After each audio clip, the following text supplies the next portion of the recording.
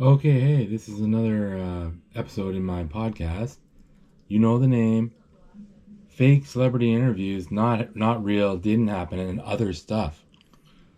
So yeah, basically it's a celebrity interview that I fake, or what I think is would go down. How would I think it would go down? Anyways, there's five different sections to this podcast. The first section, we'll start right now. First section, one joke, one story.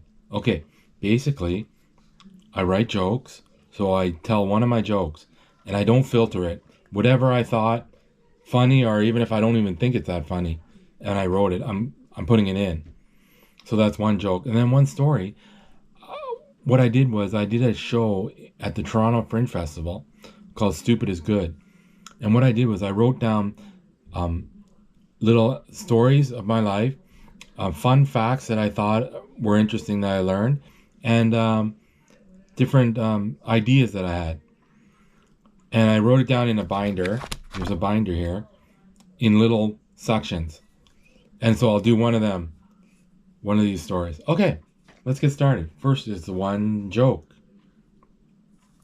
So this is a joke that happened to me.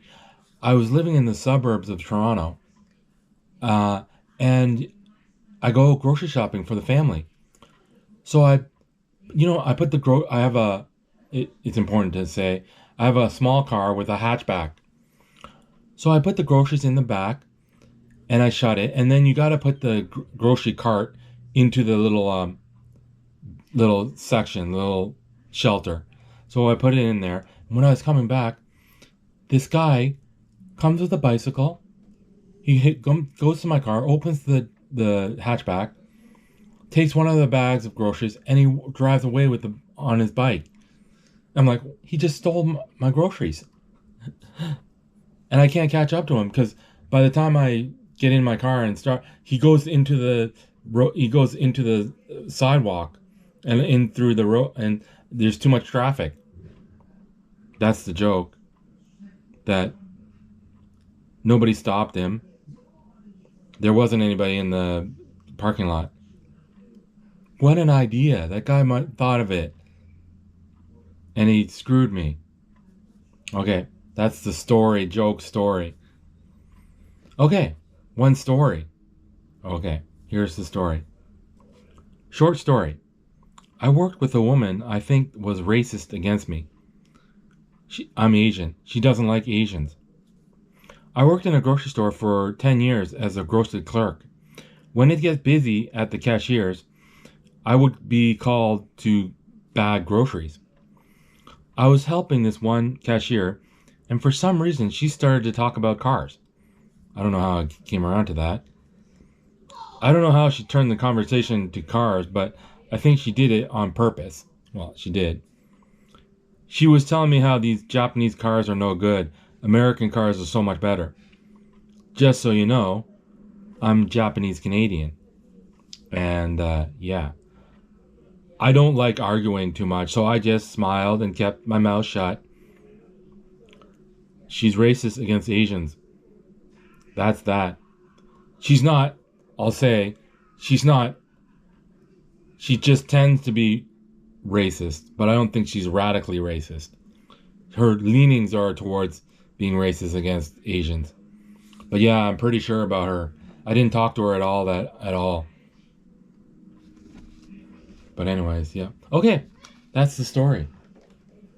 Okay, done with that section. Moving on to the next section. Okay, this is the next section. This is the main section this is the reason why I did the video in the first place. The podcast. So this is a celebrity interview. So today, I'll just get to it. I'm going to interview a crew member, a crew guy. Okay, let's get started. So, we are doing something a little different. I have done this a few times now. I'm not interviewing a celebrity today. I chose someone in the industry, the entertainment industry. Today I'm interviewing a crew member. He has worked in the trenches for many years. Today I'm interviewing Joe Hinman. How are you, Joe? I'm great. I've never been interviewed before. Who wants to hear about anything from a crew guy? Exactly what do you do? A lot of boring work. Okay, what boring jobs have you done? I've been a driver, gaffer, boom operator, runner, assistant, anything really. I did things you don't need a college degree for. You didn't go to college? Nope. Didn't finish high school either. I heard movie sets fire a lot of high school dropouts. Yeah, like how the construction sites hire undocumented immigrants. Did you get paid well or did they try to screw you? It was fine. Minimum wage. If they didn't at least pay me minimum wage, I would have put it up a stink. I would not have kept working on movies. You eventually got paid more money as your responsibilities went up, Oh yeah, I became a manager of sorts. I got more money for that. but you still did grunt work? Yeah, I remember one movie where three guys just quit the movie. I had to set up and do their jobs. You did work that three guys would do? If you don't know, there's a lot of sitting around during the making of movies. I guess you could call it synergy. What are you talking about, synergy? One of the jobs is only busy in the morning and after shooting. The other two jobs were in the sound of development, so they didn't overlap. You are a hard worker. I try to solve problems. That's my talent. I heard that that's the main skill set for directors. Maybe I should try directing. I think you are stretching it a bit. I'm just brainstorming out loud. I heard the crew would sometimes work a 14-hour day. That is a true statement. Tell me how that day goes. Wake up at 3, work from 4 till 7 p.m. Do whatever is asked, with an hour for lunch. That's the kind of guy you are, right? Eh? What are you talking about? You're one of those types of people that just get it done. You don't overthink things. Do it, and it gets done. Are you saying I don't overthink things because I told you I never graduated high school? Is that what you're getting at? Sorry, I'm not saying that. It's a compliment. You are a doer. You need more guys like you in the world. We need more guys like you in the world. Let's move on. Fine, fine. Have you heard this question or poll or whatever you want to call it? The question is, who is the nicest guy in Hollywood? Yeah, so? Well, you work with actors. Maybe you have some extra insight in the question. Who do you think is the nicest guy in Hollywood? Any actor? You can pick anyone. The going answer is that Chris Pratt or Keanu Reeves is the nicest. I actually worked with both of them. So you would know. What's your answer? Chris Pratt, super nice guy, but I would put the edge to Keanu. Also, I'm Canadian, and Keanu is Canadian, so I'm biased. Canadians are nicer, aren't they? Yep. Again, I'm Canadian. I like my country. I like my people. I guess you could add Ryan Gosling to the list of nice guys. He's Canadian. Sure, sure. I know a Canadian that you wouldn't put on that list. Who? Kiefer Sutherland. You're probably right, but you have to give him a pass. Why? He has a drinking problem. No pass. He's a dick. He would be the nicest guy in Hollywood. I heard he was a fun drunk. I just heard he was a dick. I heard he would get drunk and have a good old time. He just drank. I don't think he did hard drugs. I definitely tried hard drugs. His Canadian roots stopped him from drugs, but not from drinking. Okay, he's not in the running for the nicest guy in Hollywood. Good. In the earlier days, I think people thought Tom Cruise was the nicest guy in Hollywood until they found out he is crazy. To defend Tom, he is not crazy. He's a complicated man. Do you want to hear a story about Tom? Always. I don't know if you heard this story. It was during the pandemic. The pandemic was nearing the end, and the movie industry wanted to start ramping up production. So, Tom Cruise was producing and starring in a movie. To get the movie done, there were rules around production.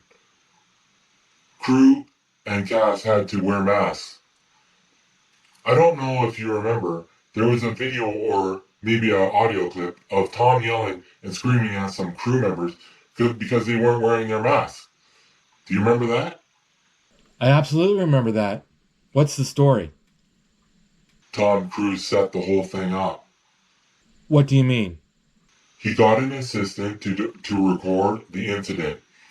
He paid the crew members not to wear their masks so he could stumble up to them and ream them out. It was all a setup? Yeah, and it worked. The recording went viral. Everyone was talking about it. But the recording made him look like a dick. Not to everyone. Some people thought he was being proactive, a concerned and passionate producer, someone that is serious about the pandemic and so on. I don't know that. I didn't know that. How did you find this out? I heard it from a friend that heard it from a friend. Oh, wait. The story could be fake. Why isn't this the story told? It's the first I'm hearing about it. Tom covered it up. Come on now. I don't believe it. It would be common knowledge if that was true. Fine, don't believe it. Doesn't matter either way. Even if it was true, who cares, right? If your story was true and everyone believed it, I think Tom would be out of the industry. All Tom has to do is make sure his assistant doesn't spread the story, and he would have to pay the two crew guys that he yelled at enough money that they would keep their mouths shut. I wonder how much the crew guys were paid. My guess is about around $100,000. That seems a bit much. You have to pay them enough that they are satisfied not to blab. I guess $100,000 should do it. I would do it for that. Plus, they probably admire Tom too, so they don't want to sabotage his career. Get the right guys, and I think the rumor is safe. Bingo. Any other juicy stories from the set? Clint Eastwood faked his age. Tell me about it. I heard when he was in high school, he met a guy that could permanently change your age from all government forms and ID. So he is younger or older than is reported. He is actually older than we think. Why would he do that? I heard it was for a girl. Wow. I think he wanted to date a college girl or something like that. I've heard stories about guys doing that. What guys will do to get a girl. I wouldn't do it. Well, maybe for the right girl. I would definitely do it for a girl. For an older girl, not for a younger girl. That would be gross. I looked it up on the internet. It says here that Clint Eastwood was born on May 31st, 1930. That would make him 94 years old, but that is not true? He is older? That's what I heard. By how many years did he add to his real age? I heard 20 years. So that would make him 114 years old. That's ridiculous.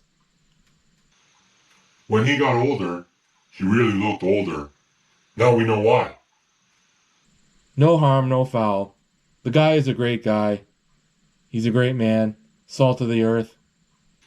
Respected in his field, loved by many, and he's really over 100 years old and still going. Well, that was quite interesting. Thank you, Joe, for doing this interview.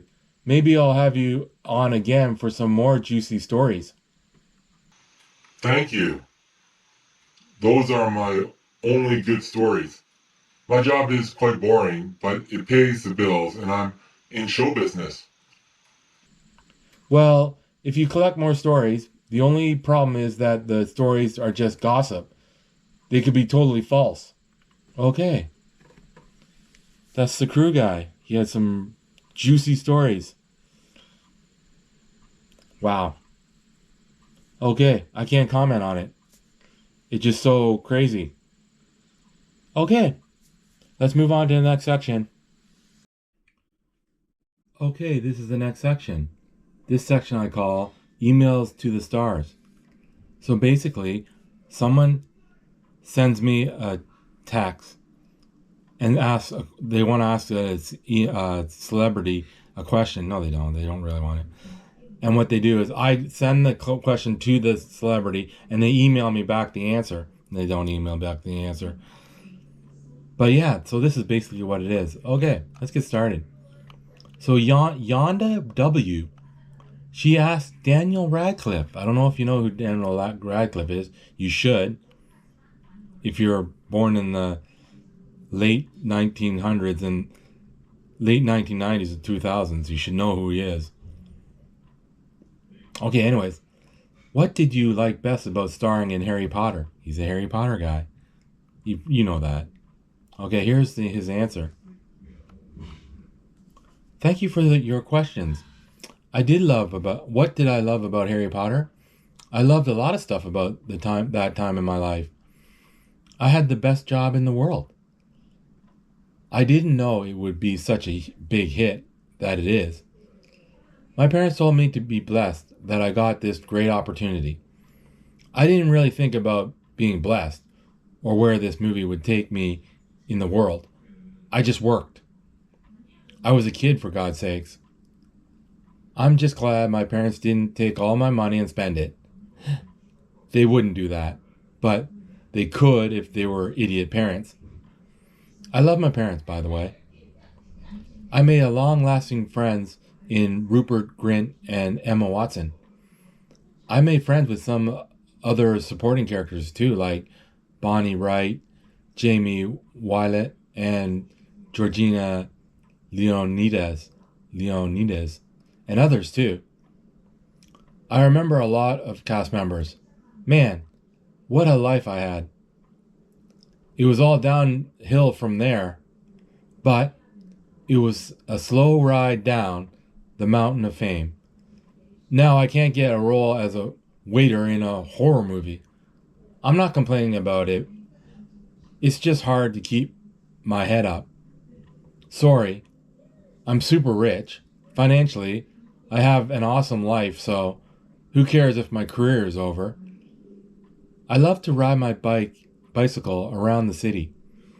I like to sit in the park and eat my lunch. I like to go to the kids' playground and swing on the swings. I go to the movies a lot. I go to the movies like twice a week. I love movies. That's why I love acting. To love movies and then have a career making movies, that's the best. Okay. So he loves his life, except he's sad that his career went down. It was a slow ride down the mountain of fame. I love that line.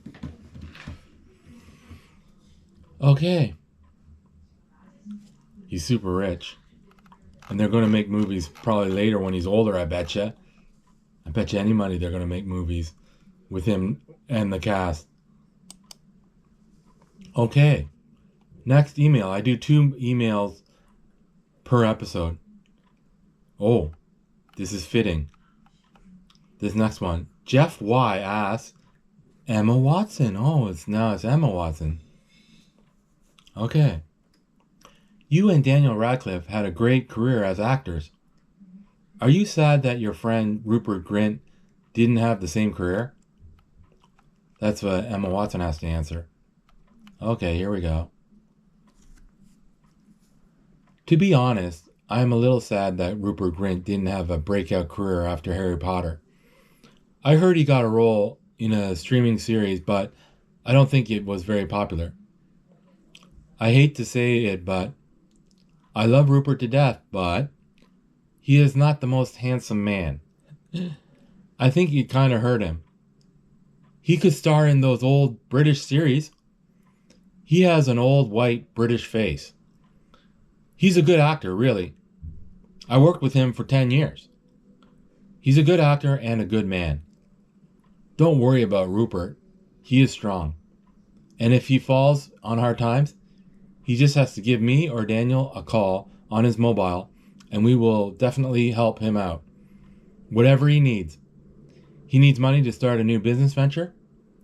I'll give him some seed money. We are cosmically sewn together. All our careers fell off a lot after Harry Potter. Undoubtedly. It's going to happen because Harry Potter put us into the stratosphere. Rupert just fell faster and harder than me and Daniel. Just remember, Harry Potter made us, I wrote that wrong, including Rupert, super rich. If he does no more work, he has enough money to survive. Unless he squanders all his money, which he won't do. He will be fine. Hey Rupert, if you are hearing this, give me a call. Let's catch up. I think I'll give him a call. I can't wait to have lunch with him and talk with him. Okay, great. Yeah, they're all set for life, the three actors. It's just they don't have a career after Harry Potter. It's so diminished. Okay, that's the section. Okay, moving on to the next section. Okay, this is the next section of the podcast. This is reading children's books backwards. Basically, what I do is I get a book from the library, and I start from the back. I don't read backwards. I read the last page first and the first page last. Okay, let's get started.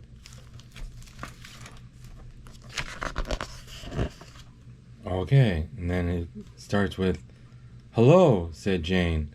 And there's a little baby, like, rat and a grandmother rat. I guess they're mice. They're mice. Okay, next page. Mama and Daddy came back from the movies. "Good night, Sophie," said Granny. "Good night, Granny," said Sophie. "And good night, Jane," said Granny. And they're saying good night. And then it says here, and there's a picture of them saying good night. Okay. The strawberry surprise did a world of good for Granny's tooth. Oh, Granny went for ice cream with her granddaughter, I guess. "Thank you," said Sophie. "Goodbye," said Zeke. Come again. Goodbye," said Sophie. They're having ice cream. They're saying goodbye. And there's a picture of a ice cream guy's cellar and the child getting ice cream. "Hello," said Sophie. 2.5 strawberry surprises, please." "Coming right up," said Zeke. Okay. All alone, Sophie entered Zeke's palace of ice cream. "Hello," said Zeke. No one was there to tell Sophie what to say. Oh, there's Zeke's ice cream. Okay, here we go. But suddenly, right outside Zeke's, Granny said, "Oh my, I have a toothache. I better sit down." "Brave girl, take charge," said Granny. Sophie had to buy the ice cream. "Zeke's place of ice cream is having a sale," said Granny. "Let's go," said Sophie. Baba, said Jane. They went. Oh, Jane's a little baby. Okay. Grandmother's going to take him for ice cream. That night was Mama and Daddy's date night. Granny was coming over to babysit. They're getting ready, the mother and Father Mouse. Reading behind the library encyclopedias was Granny. Granny overheard the whole thing. Uh-oh. They're at the library. And then next page. In the library, Miss Biblio said a cheerful, "Hello, Sophie." "What do you say, Sophie?" whispered Sophie's mama. But Sophie could not quite say hello. "Please and thank you" also vanished into thin air. Didn't say it. Next page. I'm not holding my breath," answered Sophie's mama. They're in the park. Sophie said hello to George Washington in the park. Well, the hello practice worked. Will the hello practice work? Asked Sophie's daddy. I guess she has to practice saying hello. Sophie said hello to the chickadees at the bird feeder. Little mouse here. There's birds. Sophie had to practice saying hello to Jane. Jane's the baby sister. The ranger gave Sophie a junior wolf badge. "What do you say, Sophie?" asked her daddy. "Thank you" shrank to the size of a pea on Sophie's tongue. "We need to practice this hello business," says Daddy. After lunch, Daddy took Jane and Sophie for a hike. "Hello, everybody," said the park ranger.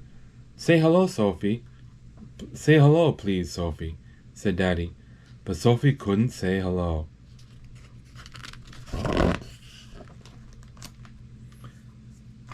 But it was just too embarrassing for Sophie to say those grown-up words. She's with her grandmother again. She's with her grandmother. The words "thank you" wouldn't come out. "We are going to have to practice big girl hello and big girl thank you, Sophie," said Mama. Oh, it's not with her grandmother, it's with her mother. Mrs. Belinsky gave Sophie a crocodile anyway, and one for Jane. "Baba," said Jane. Baba's a little baby. "Hello, darlings," said Mrs. Belinsky to Sophie and Jane. "What do you say, Sophie?" asked Sophie's mama. The word hello was stuck in Sophie's mouth. Oh, she's at a bakery. She's hiding behind her mother's thing. Her skirt. In the window of Belinsky's bakery was a tray of crocodile cream puffs. Sophie wanted one. And that's it. Thank you. The thank yous goes to Johanna. Regards. What do you call that? Dedication. And the book is called Say Hello, Sophie by Rosemary Wells. Say hello, Sophie. She couldn't say hello. Okay. That's the book. Okay, on to the next section. Okay, this is the next section. This is the last section. Now this is one of my stupid ideas that I had, but because I had the idea, I added it onto the show. But if you don't want to listen to this section, then you can end the podcast now. So basically I call it Tik Tok Zero. So what I do is I scroll through TikTok on my phone and I look for a TikTok video that has no likes or no comments, either one or the other. And if it has no likes, then I give it a like. And if it has no comments, then I give it the first comment. So the last 2 times I've done it, I do it for 5 minutes, and if I don't see one, then I stop. And the last 2 times I've done it, the last 2 episodes, I haven't got a video that has 0 likes or 0 comments. I think people are liking and commenting more nowadays. In the about 2-3 months ago, I would get a video. Okay, anyways, let's start. Put the timer on. Okay. It's so expensive. Check this out. It's Well, still super light. micro camper. Much room I have. It's oil change time. My wife said that if I Changing didn't the change oil. the oil in her car, then I'm freaking kicked out of the barn bros. You know that feeling after a tough workout when every muscle... Commercial. Texting, I've even tried calling a few times. All these videos. It's just impossible to get a hold of you. Can you shed some light on why? This is like an animation No problem. with the Yeah. video. Window, Oh, Juicy I gotta J. essentially attack you for free. Yeah. Clash Royale, basically. Yeah. So I hope... I'm not joking. Squad Busters. Gandhi has a great quote where he said that Jay he Shetty. expects harmony when what we think, what we say, and what we do are aligned. For most of us, what we think is different to what we say, and what we say is different to what we do. And so Oh, Shaolin. I saved the Shaolin monk stuff. Then you have the monk. Keep your core. Shaolin Online. Whoa. Prank videos.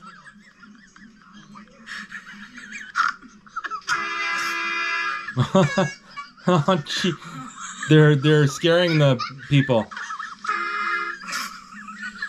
This is the brand new Mario and Yoshi set here at Comic-Con. Mario and Yoshi. There are multiple parts of the movement here. There's a crank down at the bottom to move the legs and the body, and then the tongue has a gear in the back that shoots out and opens Yoshi's mouth as the...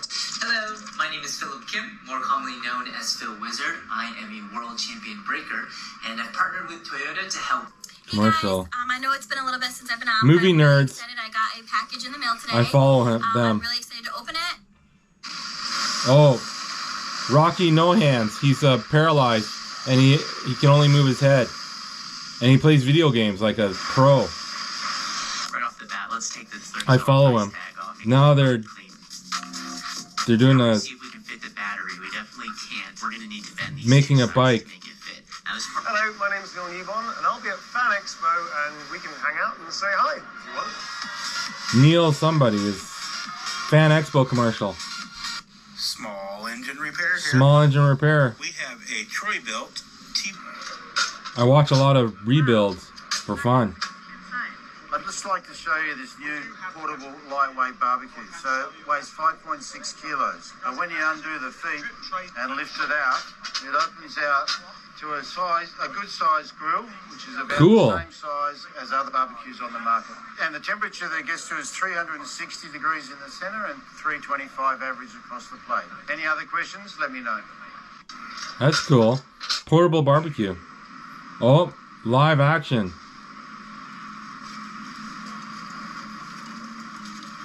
There's a police standoff. 3 minutes it's been. It's a commercial. Tell the puppy you love him. I love him. A parrot is saying I love you to a dog. Another parrot. Oh, this guy's alive. Money gives Oh, there we got one. choices. That's all it gives you. It doesn't give you clout. She's telling It you. doesn't give you happiness. It She's doesn't trying to give you anything. advice. It gives you Who is she to choices. tell you what to do? And you stop making decisions based on money. You make decisions based on what is in the highest and best good for me, my business, my family, my life right now. And I make those immediately. And I never, ever, ever sit in indecision again. Money gives you choices. That's all it gives you. It doesn't give you clout. It doesn't give you happiness. It doesn't give you anything. She's telling it us. gives you choices. Gives you choices. I'm gonna say I need more choices. That's my comment.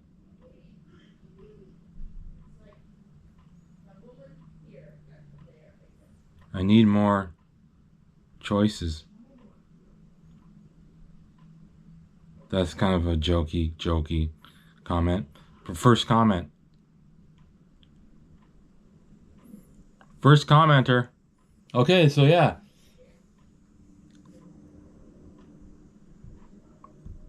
making decisions. Okay, based that's on the money. video. You make That's the end of the video. decisions based on what is in the highest and best good for me, my business, my family, my life right now. And I make. Okay. So, that's it. I hope you liked it, and signing off. Remember, live your life and see what happens. Okay, later.